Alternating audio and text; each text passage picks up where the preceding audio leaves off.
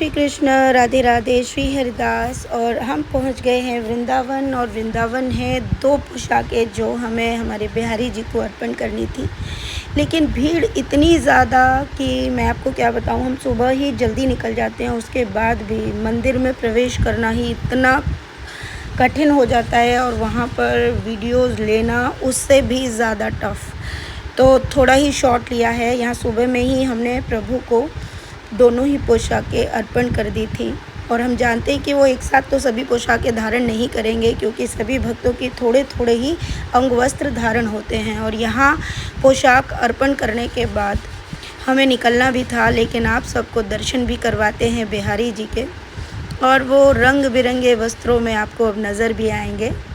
तो भीड़ बहुत ज़्यादा होने के कारण फिर हम लोग निकल गए राधा वल्लभ जी की तरफ, क्योंकि वहाँ भी पोशाक अर्पण हो चुकी थी प्रभु को, क्योंकि वो हमें पहले ही देनी होती है ताकि प्रभु को श्रृंगार करके आ सकें। तो उधर हम बिहारी जी को देकर आ गए थे और यहाँ पर हमारे राधा वल्लभ जी तब तक तैयार थे। तो यहाँ पर हमने दर्शन किए, उनको जो भी सामग्री थी वो अर्पण हुई पूरी, और उसके बाद उनके दर्शन किए। बहुत आनंद आ रहा था और बहुत ज़्यादा अच्छा लग रहा था, क्योंकि जब जब कोई भी चीज़ हुई है प्रभु ने विशेष और स्पेशल ट्रीटमेंट हमें दिया है। यही हमारे लिए सबसे बड़ी सौभाग्य की बात है।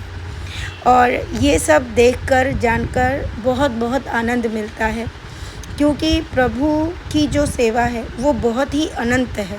उन्हें पोशाक पहनकर बहुत आनंद आता है, जो हम अपनी आँखों से देख पाते हैं। तो जो भी भक्त उनको अर्पण करते हैं उससे भी प्रभु बहुत ही आनंद के साथ ज़रूर अर्पण करते हैं। ये विश्वास हमें है और हम ये मानते और जानते भी हैं। प्रभु की 3 ही वस्तुएं सबसे प्रिय है, वस्त्र, भोग, श्रृंगार।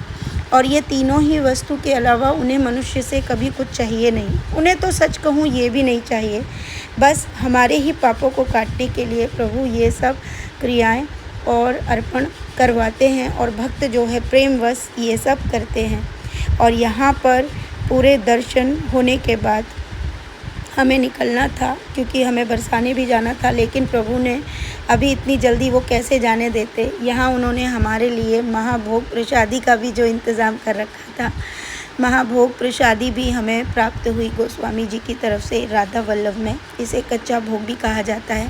और ये प्रसादी जो है, जो भक्त पोशाक चढ़ाता है, ये प्रसादी भी उसी भक्त की तरफ से प्रभु अर्पण करते हैं उस दिन। ये राधा वल्लभ जी में इस तरह से भोग प्रसादी का भी सिस्टम भक्त द्वारा करवाया जाता है। तो ये भी हमारी तरफ से प्रभु को अर्पण था, और फिर उसकी प्रसादी भी हमें प्रसादी रूप में मिली। और ये पाकर हम तो धन्य ही हो गए। और मैं आपको बताऊं, थोड़ी थोड़ी करके ही उसके आइटम्स जो है इतने ज़्यादा थे, मतलब प्रसादी में इतनी सारी चीज़ें थी कि वो बढ़ती जा रही थी थोड़ा थोड़ा करके।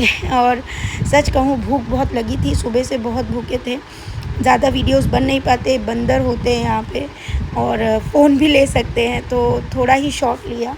और उधर बिहारी जी एक साथ बहुत सारे वस्त्र धारण करके आए, तो पूरा वीडियो तो हम नहीं ले पाए, लेकिन अब हम इंतज़ार करेंगे कि कोई पिक हमें मिल जाए, क्योंकि एक नहीं 2 जगह वस्त्र अर्पण हमने करने के लिए हमने रिक्वेस्ट किया। तो वो जैसे ही दूसरी जगह अर्पण हो जाएंगे तो फ़ोटो आएगी, तो मैं आप सबको ज़रूर दर्शन कराऊंगी।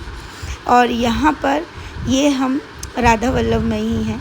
जिस प्रकार हम अंदर प्रवेश किया बेहद सुंदर तरीके से, उसके बाद हम रोक नहीं पाए स्वयं को, और हम पहुंच गए हमारी लाडली से मिलने के लिए बरसाने। और यहाँ पर भी प्यारे प्यारे भक्तों से भेंट हो गई, जो बहुत ही प्यारे थे और खूब सारा प्रेम उन्होंने दिया।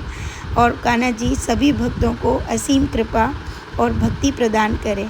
उधर ही छोटी सी प्यारी सी बिटिया भी मिली थी, जो बहुत प्यारी थी, एंड उनको बार बार एक ही बात कह रही थी, मैं आपकी बिगेस्ट फ़ैन हूँ।